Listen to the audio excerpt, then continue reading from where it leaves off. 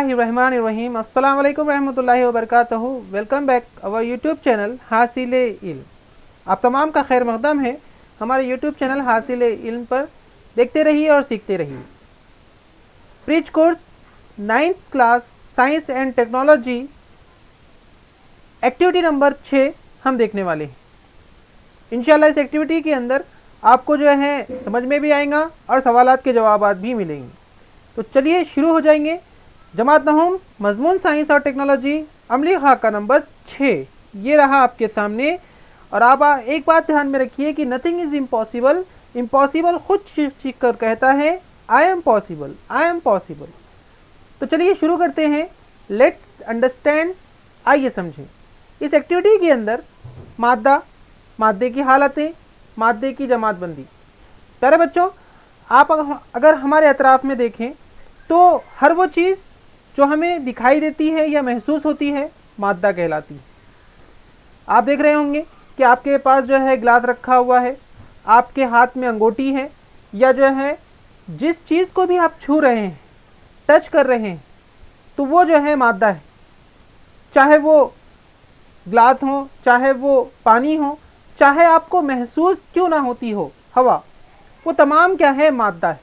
और मादा क्या रखता है? हालतें रखता है, ठोस, माय और गैस. तो इस एक्टिविटी के अंदर हम उसी मादे की हालतें, मादे की जमातबंदी के ताल्लुक़ से पढ़ने वाले हैं. ये जो है सबक जमात हश्तुम यानी 8वीं की किताब सबक नंबर 6 मादे की तश्कील से लिया गया है.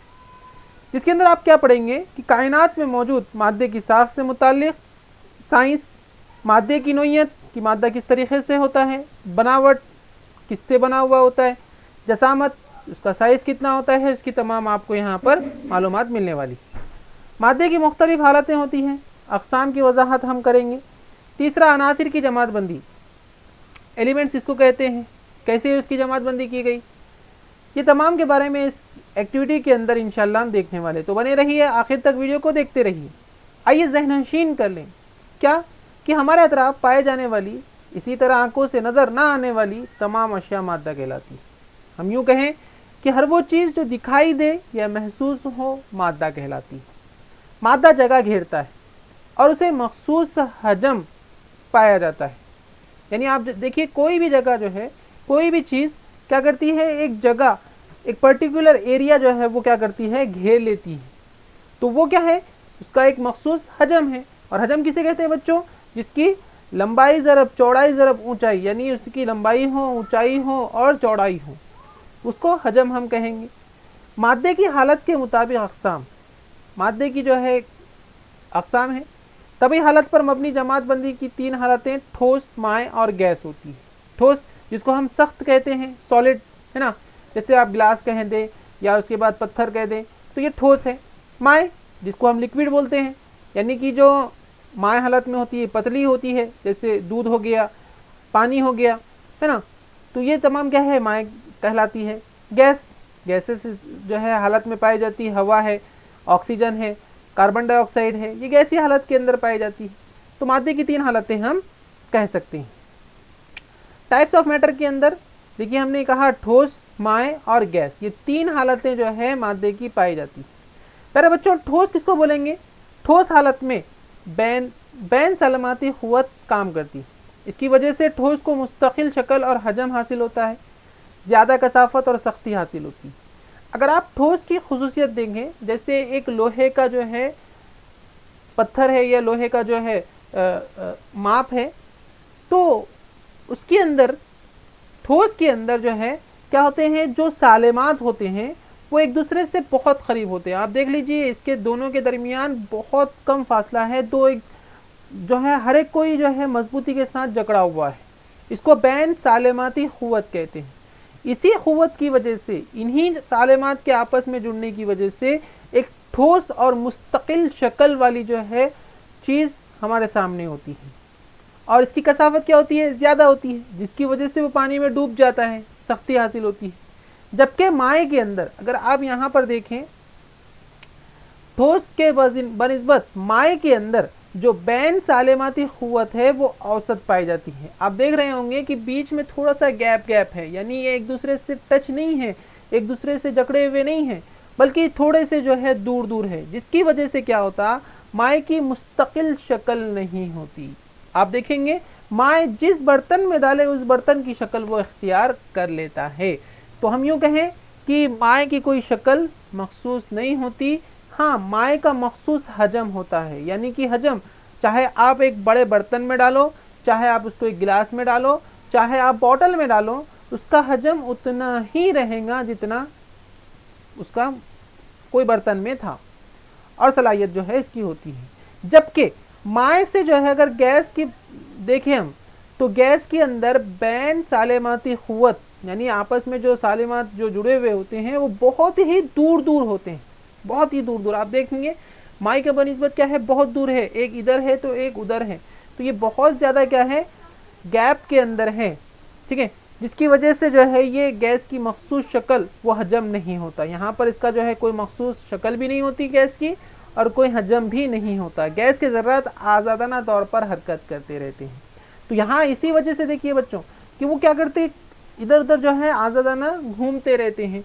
जैसे आप अगर हवा की बात कर लें, तो हवा जो है हमको क्या बोलेंगे, हर जगह जो है महसूस होती है, क्योंकि उसके अंदर जो है बैन सालिमाती क़ुव्वत बहुत कम होती है, इसलिए वो इधर उधर जो है घूमते रहते हैं।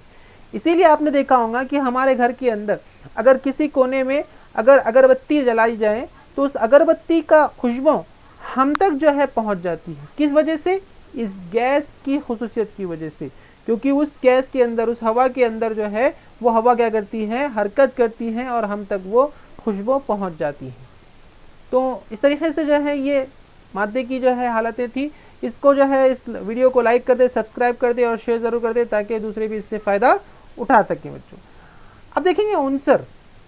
देखो बच्चों, उनसर हम इसको कहेंगे जिसकी खुसूसियत तब्दील नहीं होती। अगर इसको आप कितना भी तकसीम करते जाएं तो वो जो है क्या रहेगा, उनसर ही रहेगा, उसकी खुसूसियत तब्दील नहीं होती। मिसाल के तौर पर एक सोने का बिस्किट, यानी गोल्ड जो है यहाँ पर हमने लिए, और गोल्ड को हम तकसीम करते हैं, तो एक हिस्सा सोने का और एक चांदी का होता है क्या? नहीं, बिल्कुल नहीं, बल्कि दोनों हिस्से जो है वो सोने के ही रहेंगे।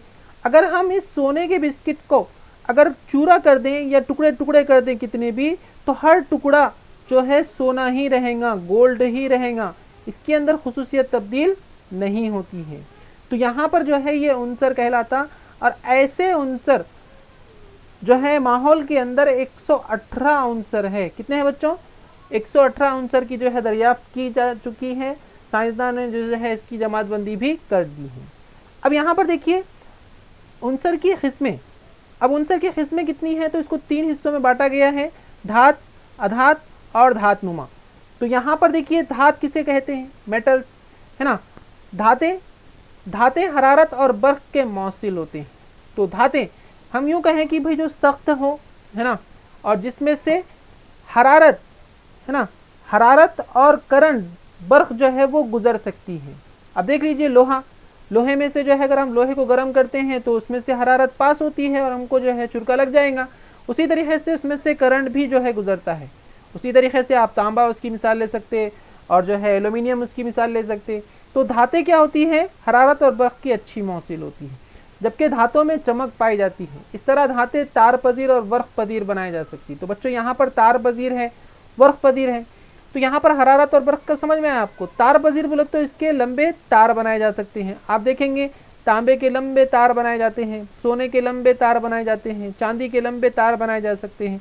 तो धात क्या है? तार पजीरी, यानी तार इसके बनाए जा सकते हैं, बर्फ बनाए जा सकते हैं। आपने देखा होगा लोहे के जो है भगोने होते हैं, इस तरीके से बर्तन बनाए जाते हैं।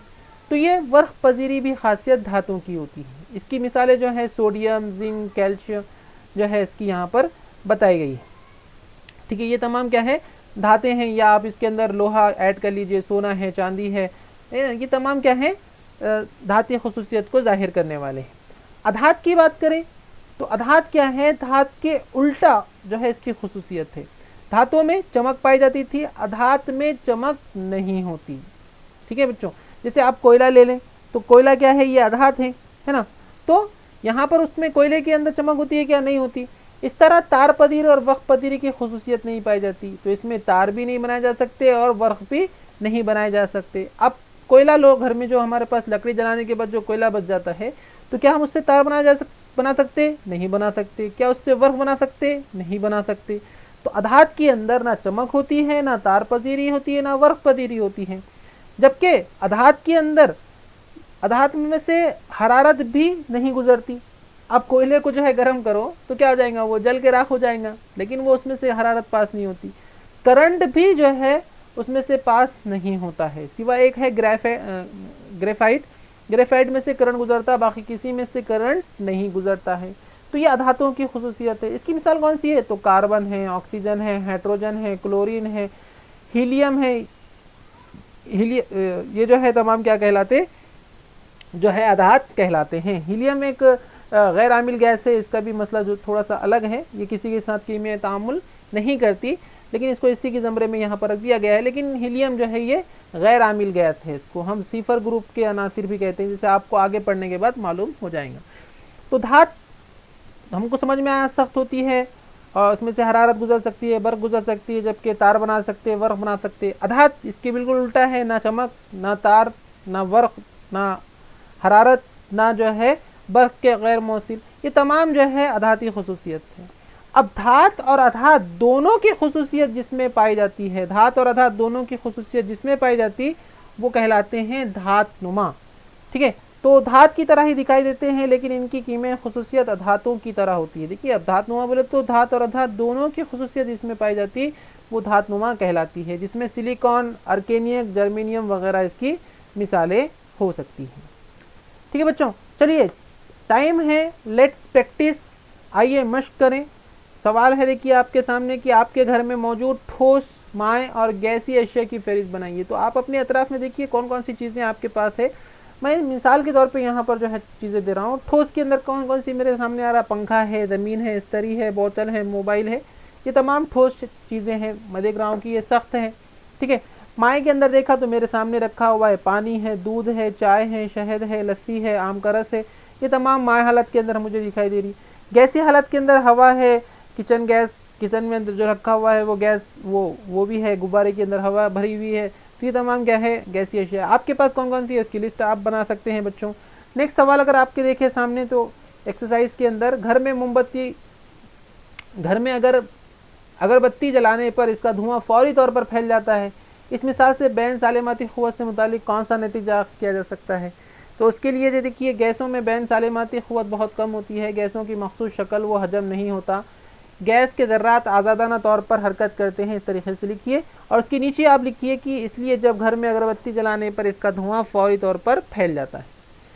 तीसरा सवाल है, जलती हुई मोमबत्ती में मोम की दो हालतें कहाँ नज़र आती है। तो देखिए, मोमबत्ती जलने से पहले ठोस होती है, लेकिन जलने के बाद जो है माए हालत में दिखाई देती है। तो इस तरीके से आप जो है जवाब लिख सकते हैं बच्चों, बहुत आसान है। उसके बाद दी गई अशिया को धात अधात में जमातबंदी करना है। तो यहाँ पर देखिए बच्चों, धात दिया हुआ है, यहाँ पर अधात दिया हुआ है। धात जिसको मैंने कहा था कि भाई सख्त होता है, सख्त कौन है, लोहा है, एल्यूमिनियम है यहाँ पर। और अधात के अंदर यहाँ पर दिया हुआ है कार्बन, आयोडीन और ऑक्सीजन। इसको हम धात अधात के अंदर दर्जाबंद कर सकते हैं। तो बच्चों, कैसा लगा आपको वीडियो अच्छा लगा है तो लाइक कर दें, सब्सक्राइब कर दें, शेयर कर दें। Thank you for watching this video. अगर आपको कोई प्रॉब्लम है, कोई क्वेश्चन है तो कमेंट बॉक्स के अंदर कमेंट कर दीजिए और हमसे पूछिए हमारे चैनल हासिल इल्म से। बहुत बहुत शुक्रिया, जज़ाकल्लाह खैर। मिलते हैं नेक्स्ट वीडियो के साथ, तब तक के लिए अल्लाह हाफ़िज़।